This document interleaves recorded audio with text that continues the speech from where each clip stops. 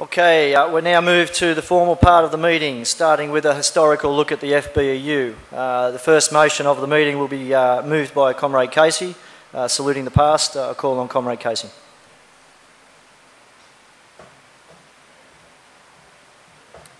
Comrades, we've got three motions. I'm moving all three. I'm not going to speak to them, I'll just read them. Then the seconder gets the opportunity to get up and say a few words about it. The first motion is about the Union Centenary, and it reads, I move that this, our 100th annual general meeting in this, our centenary year, is an opportunity to reflect on the past, on the initiative and endeavour that brought us to a position of being the oldest and one of the best organised firefighters union in the world. That in 2010 we continue to hold 100% membership density amongst permanent firefighters of New South Wales, from the most recent recruit to the Commissioner, is a testament to our ongoing strength.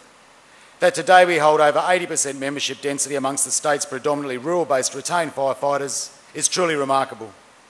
Part of the lesson of our past success has been our willingness to take direct action when needed, to be responsive and innovative, and to anticipate both the opportunities and the threats before us.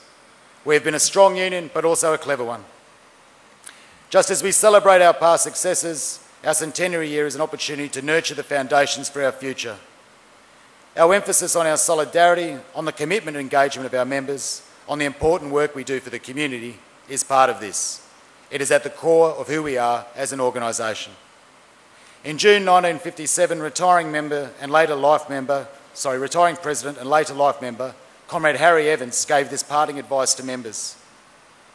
You must pull together in unity and through the union put forward your demands. More can be gained by peaceful negotiation than from the Industrial Commission, but should negotiation break down, then the militant struggle must be resumed. You must beware of sectarianism in all its forms.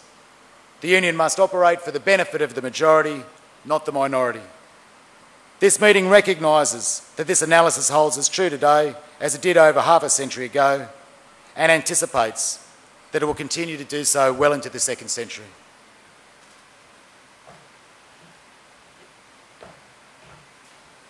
So I now call on a seconder for that motion, which I believe Comrade Greg Matthews. Where is Greg? I'll call on Greg. You happy to second that?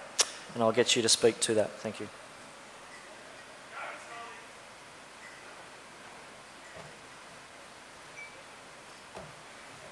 Thanks, Darren.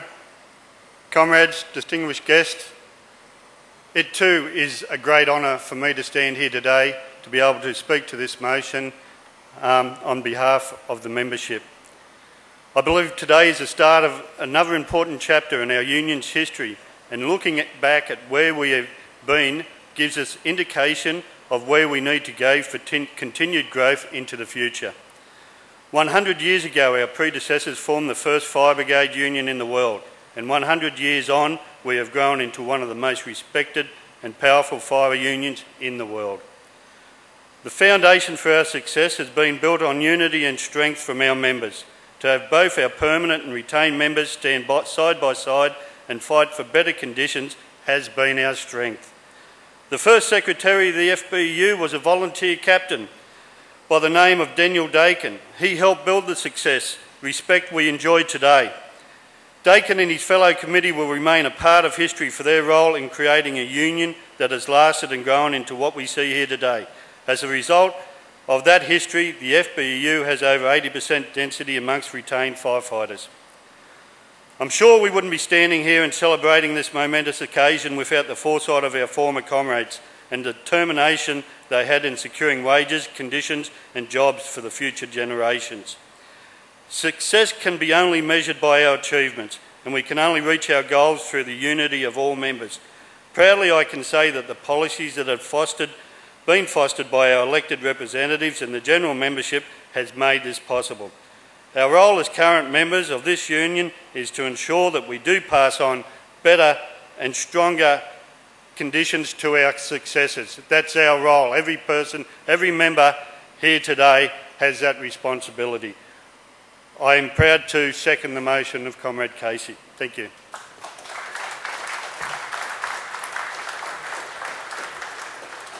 Thank you, Greg. And when I called Greg up, I failed to acknowledge that Greg's a long-time state committee member.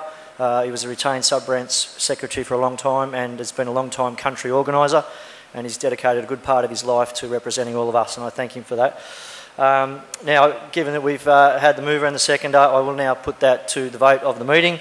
So I now call on everyone to vote. Those for the motion, those against the motion, abstain, and declare that carried unanimous.